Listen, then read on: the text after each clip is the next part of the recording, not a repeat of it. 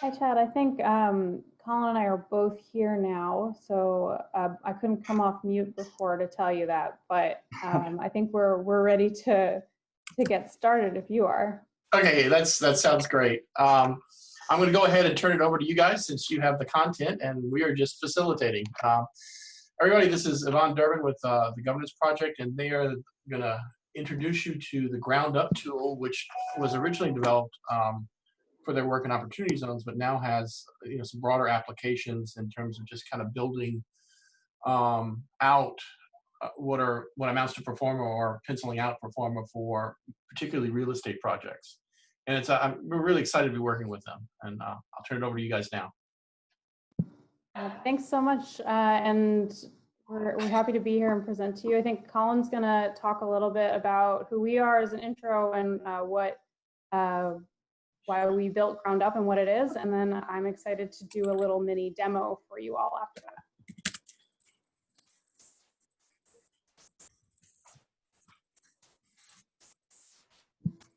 I don't know if Colin can unmute himself. You can unmute him, Yvonne. I can unmute him. Yeah, and if it's the little microphone by his picture. There you go. Okay, excellent. Sorry, I was trying to talk, and all of a sudden I realized I was the only one who could hear myself. But hello, everyone. Thank you so much for letting us be here on this Wednesday afternoon. Yvonne and I, as Chad mentioned, both work for the Governance Project. We are a national nonprofit that focuses on trying to get private capital to invest in community-focused projects across the country. A lot of our work is focused on opportunity zones and trying to equip municipal governments, local community stakeholders, and really anyone else who is a part of the local development process with the right tools and information to have community development happen in the right way. And there's a lawnmower in the background where I am, so I'm gonna back up slightly. But so the Governance Project, our work is focused on three main areas. We've done a lot of work around convening different stakeholders and putting on workshops to educate people around what opportunity zones are and what the specific tools people can use to make OZ investments work for them. We've done a lot of work around what I like to call the think tanky stuff. So producing playbooks, best practices guides, toolkits, and everything else to try and take what we're learning on a local level and scale it nationally and give people the tools to really quickly and easily plug in to make community development work. And then the third area of our work, which is where GroundUp, the tool that we're going to talk to you about today, emerged from, is our technical assistance work. And Yvonne really drives that, so I'm going to hand it over to her and let her talk a bit about that, and as well as her background. And then I'll be back in a second. So hi again, everyone. My name is Yvonne Durbin. I joined the Governance Project a little over a year ago to help run the technical assistance portion of our work. So what that looked like originally was us working one-on-one with communities to try to help scope out projects in opportunity zones. We were focusing on real estate projects and helping those communities who had maybe made prospectuses, gone all the way through and scoped out what they thought their projects would be, and then found that investors weren't knocking on their doors. So we would build financial models to help them figure out what the numbers really look like behind those projects, so they could go and pitch investors and hopefully really see those developments move forward. What we learned through that was that we're a really small team, and we were only able to work with so few communities across the country, and there were so many who needed this type of work. And so what we wanted to do was build something that would enable communities across the country to do a lot of that legwork themselves. And so we built GroundUp as a way for people to, on their own, even if they're less comfortable with financial modeling and project finance, really dig in and figure out what some basic numbers are behind projects before they need to work one-on-one with somebody like us to really dive in a consulting type relationship. And so that's kind of why it was born. But Colin will tell you more about that before we do the demo.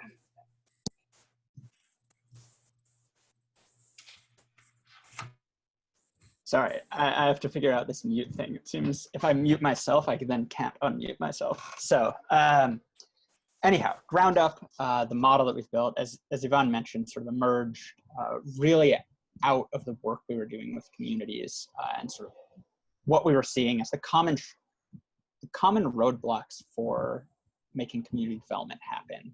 And so what the tool is, the shortest way to explain it is it's kind of like TurboTax, but for community development. So you could put your numbers in and through a relatively quick and easy process, one that's hopefully painless and even a little fun, as Yvonne will show you, you can generate pro forma financials and see sort of what an investor sees when they look at your project. What's the rate of return on this? What is the cash flow? And where are the big financing gaps? So you can come to the table prepared and able to negotiate in a bit more of a firmer way around hard numbers. And so that's really what we wanted to solve for, right? This isn't replacing accountants, it's not replacing consultants, it's really giving you the tools so early in the process you can come to the table, say, hey, here's this great idea for a community development project I have. Here's what it actually looks like on paper. Here are the hard numbers. Here's the amount of capital we're seeking, right? Because we saw this as really the gap where things started to fall apart, right? People had a lot of ideas for projects, but not necessarily an idea of the amount of capital they were asking for and who they were asking for it from. And so we wanted to solve that with GroundUp, and that's the model we built. A few things to note before Yvonne walks you through the model. It's free. It will always be free. Oh, is my audio out? I did not realize that. Okay. So GroundUp is free and it will always be free. At least as far as we know, we're not planning on monetizing any element of this because we really want to fill this gap in community development and give people a tool to drive equitable economic outcomes. It started around our work in opportunity zones, but we really see it as important for work in the recovery from coronavirus, for trying to build sort of inclusive and equitable developments in your communities. The model should be live for early access users within a couple weeks. We're working out some final quirks with our development team right now.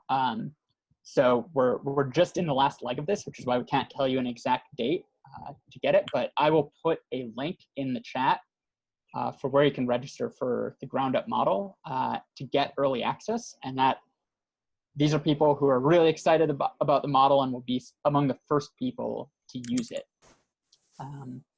Again, just to underscore, we really see this model as something you use in the pre-development process, right? It's not something that you use later on. It's something that helps you strategize around how to move forward in the process and gives you some early hard numbers.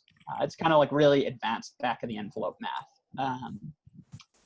I think that's all, and I'm going to pass it to Yvonne, who will walk you through step by step with the screen share what the model looks like. And then we would love to take questions that you might have about it. All right, so hopefully everybody can see my screen. And just so everyone knows, so Chad did respond and said that there will be a recording available of this afterwards. So if for some reason your internet connection isn't stable, you should be able to get this from him. And if you have any questions as we go through, definitely feel free to pop them into the chat. I can't, my screen isn't big enough to look at them simultaneously, but I will check in periodically to see if there are any questions along the way. So as Colin mentioned, or I think he mentioned, we're 1 or 2 weeks out from being live with our model. And so what we're showing you today is a little demo walkthrough of what it will look like. And so I'd love for you to keep in mind as I walk through, if you have any projects that you think this would be useful for and you want to start using it. Really our metric of success is that it is useful and that a lot of you want to use this to accelerate the developments that you are excited about in your areas. So you'll log in and create an account, and it is free, and behind your login page will be only your project. So you won't, nothing will be shared unless you choose to share it with some of your coworkers. So what I'm looking at now is the dashboard, and you can see a couple of sample projects. So really what this is the ability to quickly model out some real estate development projects that you want to see done. And as Colin mentioned, hopefully negotiate well for your towns and for the things that you want to see in your communities with the possible investors who might be interested in participating in these projects. A couple of notes before I show you what is behind the model. The first, on each of my sample projects, you'll see there's a duplicate button, and that's important because we really want you to be able to do your own analysis here as much as you can or are interested in doing. And so if you go all the way through, you put in your numbers for rent and operating costs, you'll get all the way to the end and you'll have the outputs consisting of potential returns, those high-level cost numbers, and we wanted to make it really easy for you to make slight tweaks and compare. So if you go to the end and you say, I wonder what it would be like if I were able to charge a little bit less rent, I want it to be more affordable.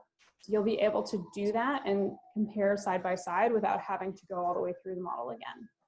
The other highlights here are on the top line. You can see we have a resources tab and a blog tab. So the core of what we've produced for you guys is a financial modeling tool. So it creates a model, but alongside that, we wanted to provide as many resources as we can to make this make more sense. So we know a lot of the people who are working on community development don't necessarily have backgrounds in project finance or in opportunity zones, which have thousands of pages of IRS code around them. So we are hoping to provide some resources to help make it make more sense and to help you learn and dive deeper into this world.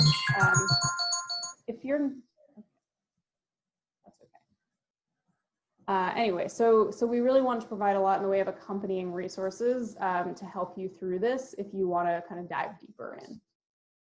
So going to the beginning of our model, you can see on the left-hand side all of the tabs that you can encounter. So very basically, it'll start out with an overview. You'll look at, what are you building? Where is it? How big is the project site? And you'll have this gray text to help you see what it is that we're asking you about. But for this walkthrough, everything's going to be filled in so you can see a sample project. Now, we go forward to this page and you choose what type of development you are building.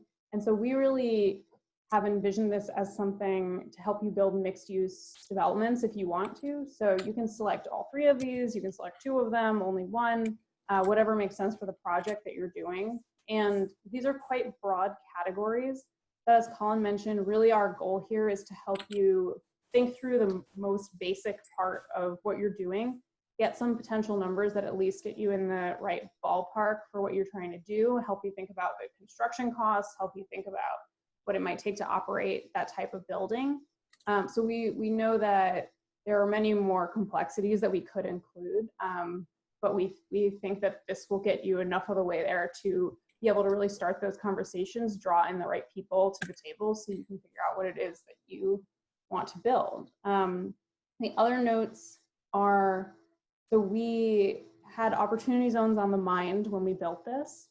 However, it is not an opportunity zone specific tool. So you don't have to be in an OZ to use it, but you can be.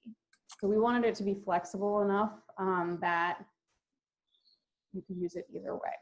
So for today's demo, I'm going to show the residential tab to give you a flavor for the type of information that we're looking for. The commercial and office will be quite similar. And then I'll jump to looking at the tax credits part and the project finances, because really where we've seen the sticking point is people trying to think about building out the capital stack for these projects. So that's where our value add is and where we think this will be the most useful to you. So at the top of every section, there'll always be an overview to tell you what it is we're going to look at. And also good to highlight, you can save along the way. You don't have to answer every question immediately. We know you might not know all the answers as you start out. And and we sort of built it around people coming back and figuring out the answers and putting them in. So you start, are you building a new building from scratch? Are you renovating? Are you just taking over an existing building? And then the square footage behind each of those sections that you've chosen. You'll start to see here on the side, we have our friend, Gary the Groundhog. So if you can remember back to the Microsoft Office paperclip, he is kind of a similar type of character. And the idea here is really along that resources line. So he will be throughout the model way more than what you see today, because we built out a lot more of that since creating this demo site. But really our goal is every piece of financial terminology that you see will have a definition, and every place where you need to enter a number, we will give you a reasonable range and resources for how to figure out what makes sense for you. So we don't provide a lot of data here. What we do provide are directions to help you get the best hyper-local data you can possibly get, so that you come out with this being functional in your space specifically. So we built this, it's a national tool, so we wanted it to work, you know, rural and urban across the country as a whole. So because of that, we didn't want to give you sort of hard numbers that you needed to use. Instead, we hope to direct you to the best resources. So then it goes into thinking about, you know, do you need parking? Are you going to build that as well? And in residential, of course, we need to know, are you building 1, 2, 3 bedroom apartments? How big are those apartments? What is the breakdown across your building?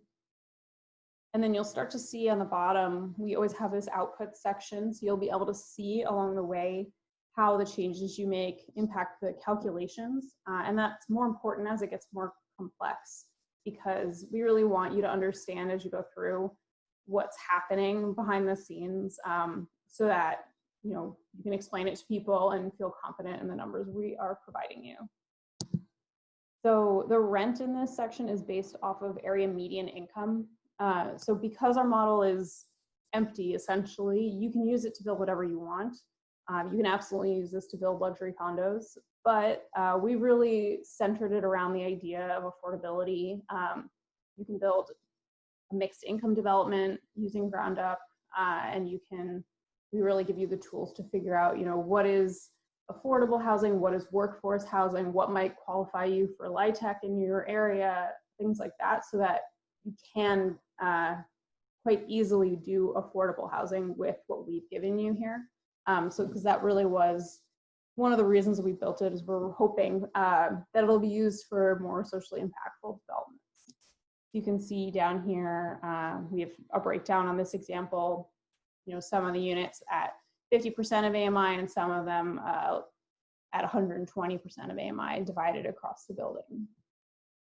So I won't show you at this exact moment, but there are 3 more tabs in the residential section you can see. So we go into more detail on operating and revenue assumptions. So everything from building maintenance and utilities, janitorial staff, and, you know, units where people aren't paying their rent on time. We go into all of that, and then we have growth projections as well. So all the projects that we model here are 10-year projects. So basically your investors are going to come in and they need to hold the project for 10 years. And that is a little bit limiting, we recognize, but we built it that way for a couple of reasons.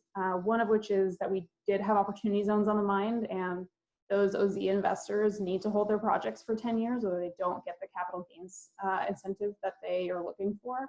So it's easier to build it in that way. And then we also wanted to be able to provide you with 10 years worth of financial statements at the end. And so having the 10-year project lifespan was a lot easier for us to handle in our first iteration. So given that, we of course allow for you to have rents increase over the course of your 10 years, have your expenses increase if you think you at least want to keep them on pace with inflation. So we really allow you to project out throughout the life of your project. So as I mentioned, there are 2 more very similar sections for the commercial and office space. that look a lot like this, but are not based on AMI. You can go through, decide in detail, what are you going to build, how much rent makes sense for you to charge in your area, and then after that, you go into thinking about what are the hard construction costs and how are you going to fund it. So I'll show us, I'll go into the taxes section next. So you can make it make sense for your local context, of course. And then we also have this big section on tax credits. So because we're quite focused on the socially impactful projects, we know that a lot of them require some kind of tax credits and incentives for them to move forward. So we allow for you to include them in our projects as well. Important to note, we've done this in a very general way, but we did it this way so that you could model any of the hundreds of different incentive formats that exist across the country. So you can put them in on an annual basis, or they can come in one time at the end of the project. They can be per square foot, they can be in dollars. And on this side in the white space, Gary the groundhog will be appearing again with quite a long explanation of how you might use this to model some of the more typical tax credits that we see. So if you're thinking about new markets, you're thinking about LIHTC, we'll give you examples of how to do that. So it'll hopefully be intuitive how to use our format to include any tax credits that you're thinking about in the project. Also important to note, you probably would start out and say, no, I'm not going to receive tax credits on this project, and go all the way through to the end and see what the outputs are and what the outcomes are. And then you can come back and really test, what do you really need to give if you're the public sector? What do you need to give away in order for the private sector to be interested in your project? So we really want to put people in the driver's seat for being able to negotiate well on behalf of their cities. So the final section is quite a large one on project finances. So you first look at all the detailed construction costs, so everything from site work to the hard costs to the soft costs. And again, this page will have a lot in the way of resources to help you figure out what these numbers should be, what's a reasonable range, where do you go to figure this out, who do you speak to? And then from there, we start to look at the funding. So our model starts out with debt, and you can choose any percentage of your projects you want to fund using debt that you like. You'll be able to see it fill in this bar, show you what you have remaining after that. We'll also provide you with some numbers to help you think about whether that amount is realistic given the cash flow you have coming in from your revenue. We've built it out so that you can have a construction loan that converts to permanent financing if you decide to do it that way. We know, again, there are many more complex debt options you might consider, but for our purposes, we think this is enough to help you figure out, what is your funding gap, how much money are you looking for from the bank, and that kind of thing. So after we look at debt, you go into the rest of your funding sources, and you can see at the top here, this bar is a completed capital stack. So it won't start out looking like this. This is what you'll build on this page. And so you're able to include any market rate equity. You can separate out equity from your developer. You can bring in philanthropic sources. So any grants coming from the city or from private people, that can all come in here. We also allow you to include two different types of social impact capital, which we know are hard to get, but at least we want to give people the sort of idea so that you can figure out what you might want to go to a local family foundation to ask for example. So if you have an investor who's willing to accept, just their money back plus inflation, we have the ability for you to include that in the model too, so you can really test out the different types of equity you might be able to seek in the market. And so at the bottom here, you can see my numbers based on what I put in up top. So the hard absolute numbers and then the percentages as well. And finally, we look at a couple more detailed questions about the equity on this page. And then we just look at your final fees and exit assumptions. So because it's a 10-year hold project, we're considering you're likely going to have equity, and those investors need to get out of the project to make their money back. you do need to figure out how you're going to exit, which we know is a very complicated part of these projects often. And so we also provide on the side a discussion of exit cap rates. How do you think about exiting a project and selling it? And hopefully that'll be helpful as well. So those are the inputs for the model. At the end of every section, there's always a summary page, so you'll be able to see along the way what you've built so far, what it looks like. And at the very end, we have your results. So you have potential rates of return, and then you'll have the high-level project numbers. So important to note here, you know, we're modeling this quite terrible project for you today on purpose. So we know that the really impactful projects take work to put together. And often you might come out with a return that looks like that the first time around, and it's not attractive. But what we're really focused on this final page is pointing out what are the different levers you can pull to hopefully make that better, make it work. Who else should you be looking to? What are the other funding sources you can consider to help you move that needle? Or when is the thing that you've envisioned likely not going to work with market rate equity or with opportunity zones, whatever it is you're considering, so that you can kind of pivot quickly without spending too much time and resources on something that's unlikely to work out. So we really hope that this can be something that's useful to you in the beginning of figuring out who to go to or not to go to for your projects. So we provide those high-level numbers, and we also produce a one-page PDF that'll have all the details on your project, all those high-level costs, the potential returns, so that if you do have a meeting coming up with potential investors, you can print it out, take it with you.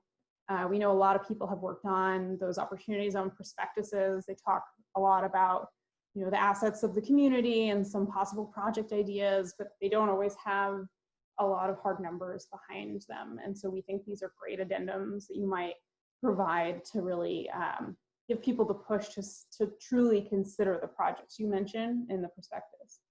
And then we also produce 10 years worth of financial performance here, so you can expand into all these sections, scroll across and see the cash flow over the course of 10 years if you want to dive in deeper and really see what's driving your numbers. So that is what we've built, and we're really excited to share it with you. And I think hopefully Colin will drop into the chat a link to sign up if you are interested. So just highlight again, you know, this is free. We really just want it to be useful for people to hopefully drive the type of development they actually want to have in their communities. And it's going to be ready in a couple of weeks. So if you want to be a first early user, you can get on our list. We'll send it out to you. You'll get to see it as we hopefully work through not too many kinks in the beginning. And hopefully we're really also excited to hear more about kind of what comes out of this, what projects it's useful for. So let me see, I don't see any now, but feel free to chime in with any questions, either in the chat or if you're able to unmute yourself, let us know.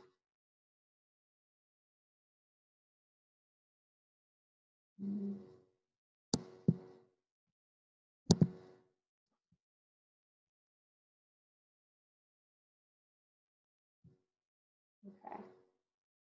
Colin, do you have anything to add? I never know if I can unmute you only. No, you unmuted me. Raquel cannot unmute and might have a question. Okay, well, I didn't actually have a question, but I, Well, let me just throw you I did notice that I couldn't unmute, and I was like, well, maybe that's why no one can ask a question. But since I'm unmuted now, everybody who knows me is like, dang it, they unmuted her. No, I got in a little bit late, so I wanted to just kind of two things. Is the recording going to be sent out or saved? And also the fact, obviously you probably said at the beginning that this is a free opportunity. And this is an incredible opportunity if it is free, because this is similar to some of the databases and programs that we use, and they're not free. So this is pretty cool.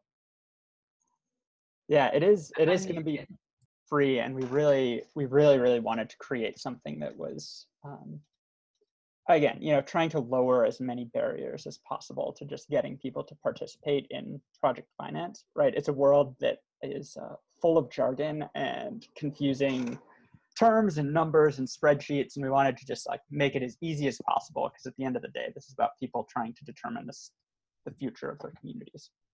So.